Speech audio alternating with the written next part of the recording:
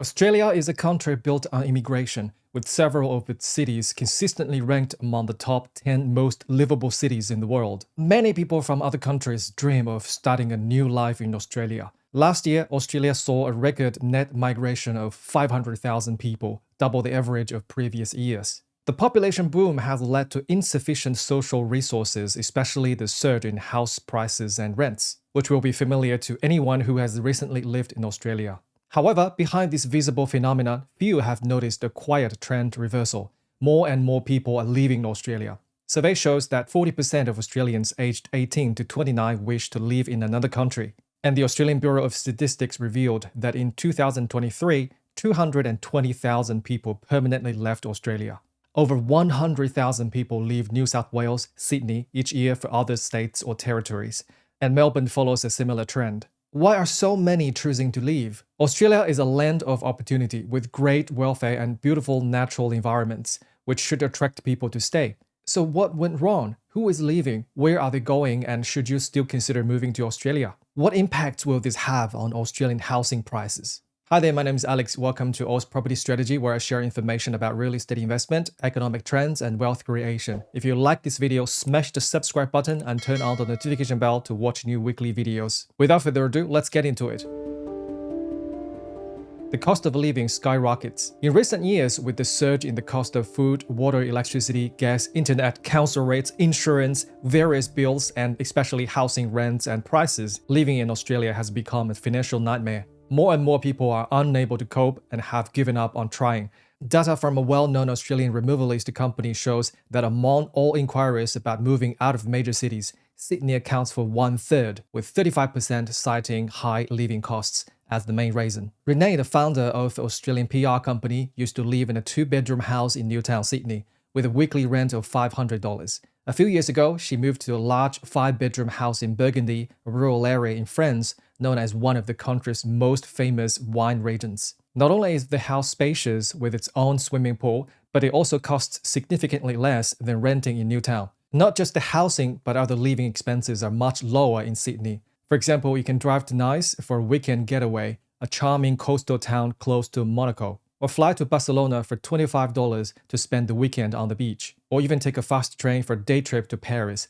Living in Burgundy feels richer and costs 2/3 less than living in Sydney, without hindering her business operations as most work can be done online. Despite her family and friends being in Sydney, Renee has no intention of moving back. She said, "I chose not to live in Sydney because the cost of the lifestyle I want is too high. Living in Burgundy, France keeps me motivated every day. Now I work to eventually work less. In Sydney, it felt like working hard today just meant working even harder tomorrow." Renee's situation is very typical and represents many who have left or are planning to leave Australia. No matter how hard they work, many locals can only watch their disposable income shrink month by month, with no relief in sight due to high inflation and interest rates. This phenomenon, a decrease in real income and shrinking disposable income, leaves little to no sense of life satisfaction. If no matter what you do, wealth decreases, people gradually give up and leave. They will be searching for a new life. This is one of the fundamental reasons people are leaving Australia.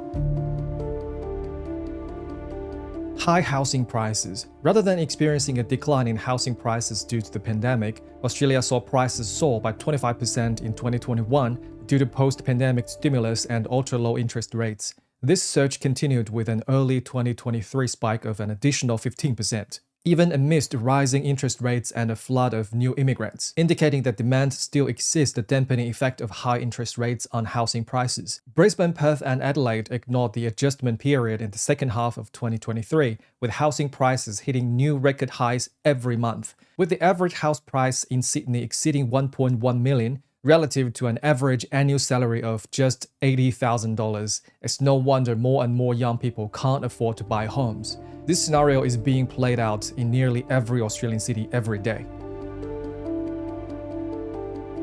Personal reasons. Beyond financial reasons, many personal factors have contributed to the recent exodus of Australians. For instance, finding decent jobs is challenging, the crime rate is rising, and drug use is increasing. Despite Australia's claim to free healthcare, seeing a doctor now costs money, and medication expenses are rising. If you're not in a life-threatening condition, expect to wait hours in the emergency room, sometimes getting better before being seen. If your income reaches a certain threshold and you don't have private health insurance, the government charges a 2% Medicare levy on your salary.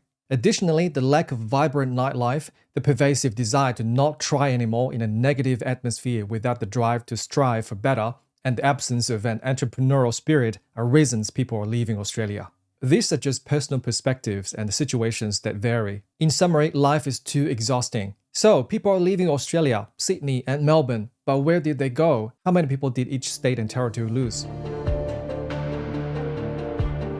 What data says? Everyone may guess and discuss, but in the end, data tells the true story. Not long ago, the Australian Bureau of Statistics released population data. As of June 30th of 2023, Australia's total population was 26.6 million, with a net increase of 624,100 people, or 2.4% growth rate. This includes a natural increase of 106,100 people and a net overseas migration of 518,000.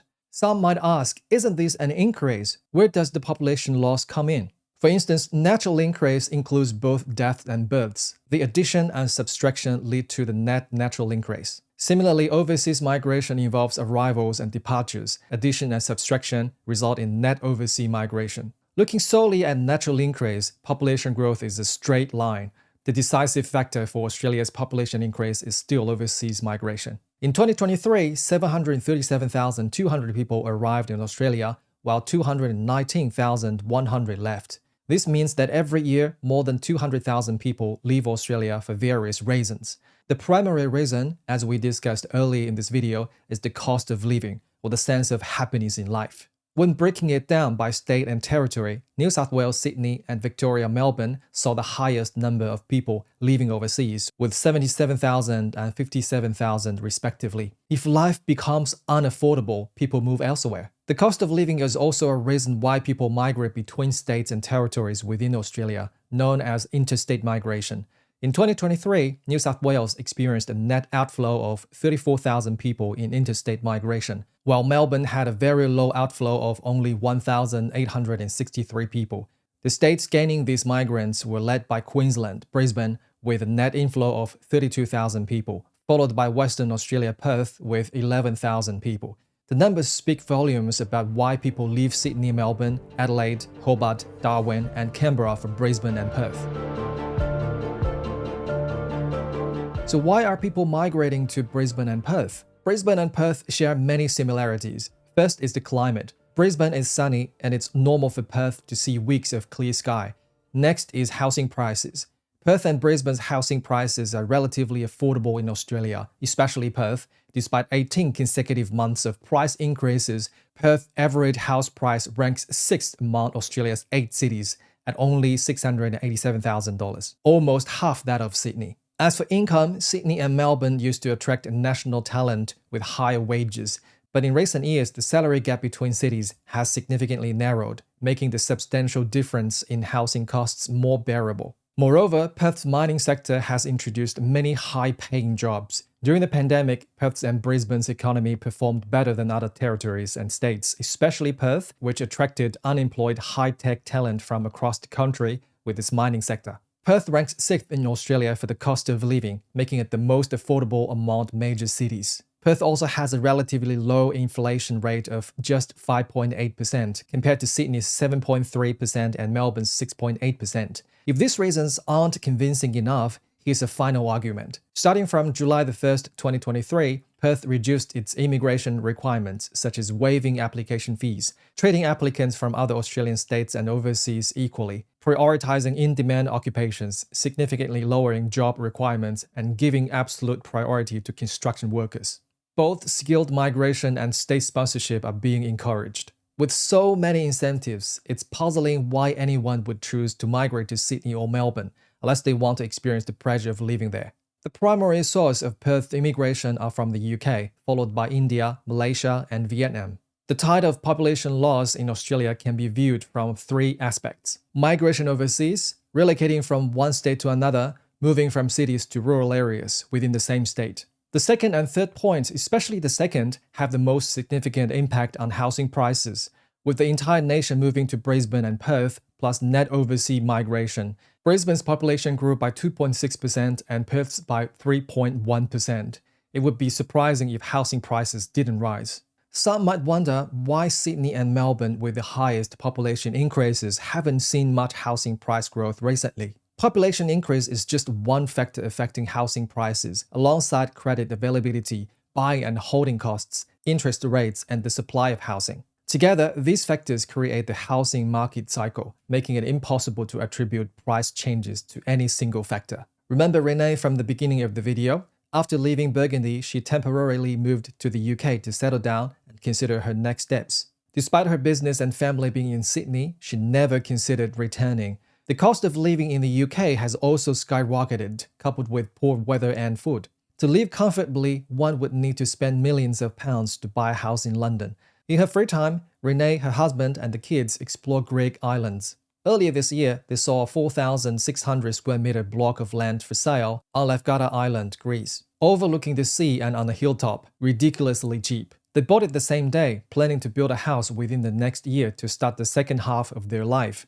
The annual cost of living in Greece is equivalent to 3 months in the UK and 2 months in Sydney. When living in Sydney, she loved going to Bondi Beach but had to work 6 days a week just to get by, barely having time for family. On Lefkada Island, with a better environment, working just 2 days a week is enough, and life is filled with sunshine, the sea, family, and the delicious food. I enjoy photography and used to travel abroad several times a year for photo shoots. However, as my life experience grew, my purpose of traveling shifted to finding a place to settle in for the latter half of my life. My list includes Chiang Mai, Thailand, Kamakura, Japan, and Tainan, Taiwan, which may grow in the coming years. I believe I could start a channel on travel experiences and finding retirement destinations. The purpose of establishing a property strategy is similar. Having Australian citizenship isn't enough to have a good life with less stress and more happiness.